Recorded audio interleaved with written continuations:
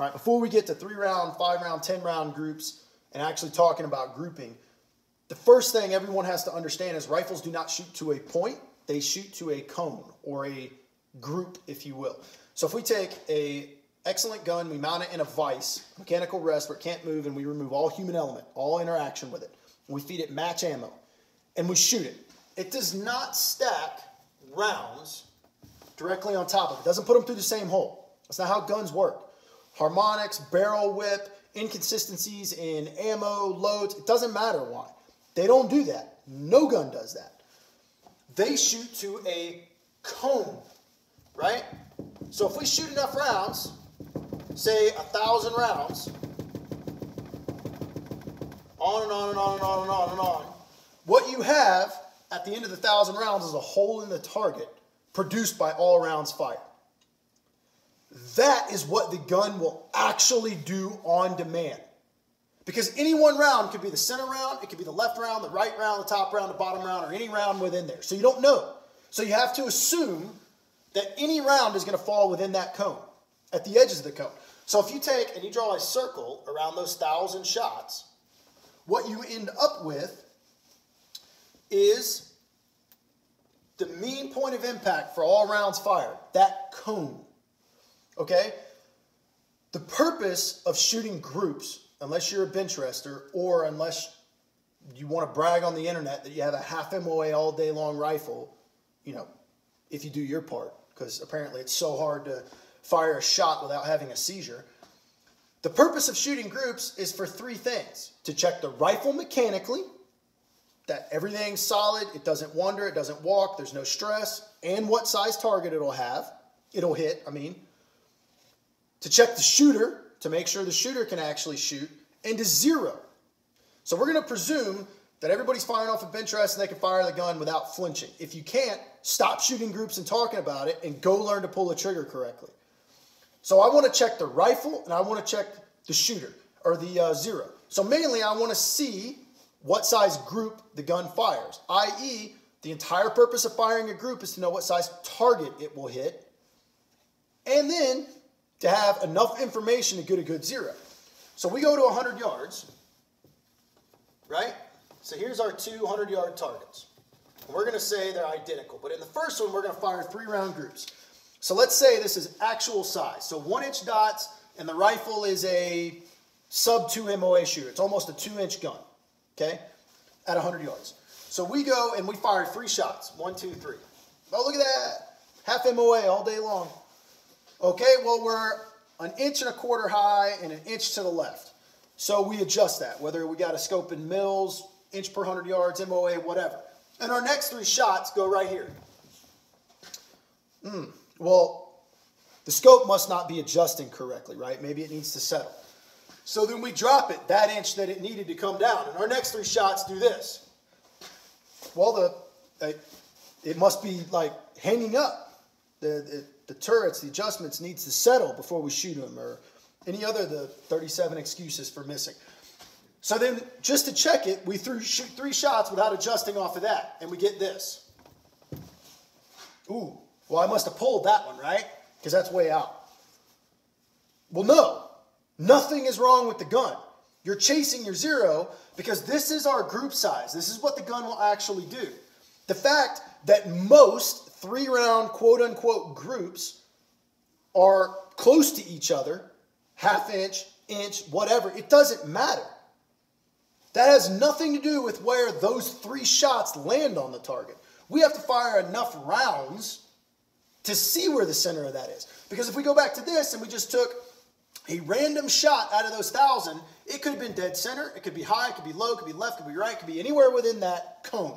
Right? If we shoot 3 shots, we are just as likely to have them appear center as we are to have them appear in the lower left edge or the right, top right edge or anywhere else. And if we adjust off of those shots, we're going to move the actual zero of the rifle off the target, which is what we did here. Instead, had we fired 10 rounds or some variation, some number that gives us some information, we would have seen that this is our actual group size. Right? we would have seen, okay, now my center of my group is right here, right? So the center when we shot was somewhere about right here. So the first 3 shots were right, but after that, they were wrong because they weren't in the center of the cone. All right? We adjust off of that and we bring it to center. Well, if you look at the group size, so if we draw the target again, we go off of this and we adjust, and my next 3 shots hit right here, right? From there to there, am I zeroed? Yes, if our scope works correctly, you are. You're just not firing the next shot. So you fire 3 more and they do this. Well, you didn't pull that. And then you fire more. Until you get to a point where you fire enough shots that you see you are centered on the target. Now, somewhere between 3 and 1,000 is where we want to be. We don't want to shoot until the gun is worn out. So we look at statistical relevance. Statistical relevance starts somewhere around 10. Right? Now the math nerds will try to talk it to death, but if you shoot 10 rounds, we'll give you an 85 to 90, low 90% probability of where any one round will fire. So if I shoot 10 rounds, 1, 2, 3, 4, 5, 6, 7, 8, 9, 10, and I draw a circle around them, I have a 90% probability that the next round I fire is going to fall inside that cone, and the next, and the next, and the next. And then every round I fire after that is only upping the probability. Now, a single 10-round group is not the best statistical way to do it, or even the best way to do it in reality. The best way to do it is a 30-shot group or 3 10-round groups on the same target for a 30-shot composite. That gives you somewhere in like a 99% idea of where any one round is going to fire from the gun. Nobody needs to shoot their guns unless you're shooting true extreme long range or your match. Nobody needs competing. Nobody needs to shoot their gun for a 30-round group, right? If you want to, it's great information. 2 10-round groups will all but guarantee, unless you have a really horrible gun, that the next round you fire, that the center of the next round you fire is going to hit where it's supposed to, and that the center of the group is inside of your click value adjustment. It's inside the increment. In other words, if I fire 2 10-round groups, and it's right there, if I adjust it, I'm going to move it to the other side of the point of aim, okay? So we shoot a 10-round group. We see where it hits. We adjust it. We shoot another 10-round group. It's centered up. If the group size is acceptable for the target you're trying to hit, and it's centered over your target, you're done, okay? There's no reason to fire more. You don't need to fire a 10-round group every time you go. Again, you fire a 10-round group to check the rifle. Now, we were talking about grouping. Let's talk about barrel heat and etc.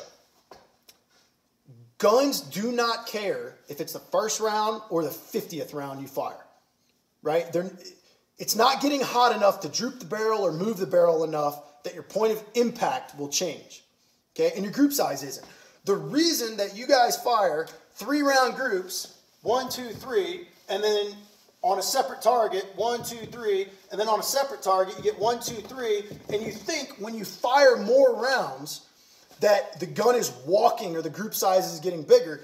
It's not. It's just that it's showing you what the actual shot, the group size of the target, what the gun will actually do. The group size isn't growing. The gun is not growing in group size. It's just filling in the cone, right? The probability is that if I fire 1 to 3 shots or 2 to 3 shots, they're going to land next to each other. But when they land next to each other, and then I fire another 3 shots, I'm just as likely to get that over there as I am if I fire another one, and it does that, or it does this, or it does that. Or again, it's the same thing, right? What 10 rounds gives us from a functional perspective is it shows us where the center of the group is. If you do not find out what that cone is, what the actual group is, you can never have a real zero. You will always be chasing zeros. And then if you miss, are we missing because we missed or because the gun missed? Because it wasn't zero. Okay? So when we go to the barrel heat issue, when we check the rifle with 10-round groups, it doesn't matter if it's a 223 or a 300 Remington Ultra Mag. Yes, if you fire 10-round group after 10-round group after 10-round group after 10-round group, you're going to wear your barrel out a little bit sooner.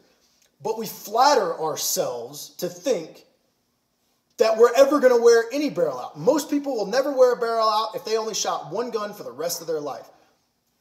I go through half a dozen to a dozen barrels every single year. I don't care about that. You're not going to wear the barrel out shooting a group. But what shooting 10 rounds does show you is what heat can show you is if you have stress in the system, stress in the bedding, stress in the barrel because the barrel was improperly or not stress relieved because action screws are loose, any number of things, right?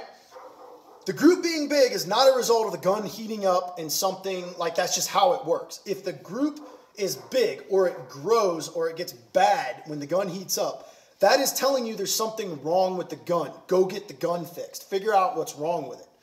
This idea that guns heat up so groups get big, that's not how it works. If a gun, like there's stress in the barrel, the group size isn't going to grow because there's stress in the barrel. The group is going to walk, i.e. 1, 2, 3, and then I fire another and it starts doing this until it hits a point where it stops because that's all it can move. You want to know that it does that. You want to eliminate that if your goal is to actually hit targets. So a 10-round group, statistically relevant, has nothing to do with testing the shooter or anything else. I mean, it does, but it doesn't. It shows you a much better idea of where the center of the cone of fire is. It tests the gun to make sure there's nothing wrong with the gun. If it's just shooting a big group and it's not walking, there's probably nothing wrong with the gun unless, it's a 4-inch group, right? Most well put together hunting rifles with good ammo are going to be between 1.5 and 2 MOA for a 10-round group on average. That's nothing. That means if you shot 10 3-round groups, the average, if a gun shoots 1.5 MOA for average 10-round groups, if you shot that gun for a 3-round group, you'd get somewhere between a half and 0.6, 0.65 MOA group on average. So if we shot 3-round groups, it'd be a half MOA all day long. The problem becomes if I try to zero off those 3 rounds or even multiple 3 rounds, unless they're stacked on top of each other, I'm not zeroing off the center of the cone. I'm actually pushing the center of the cone off the target, and it gives me a false sense of the target I can hit. Now, if you're shooting a deer at 100 yards in the woods, who cares? Stop shooting groups.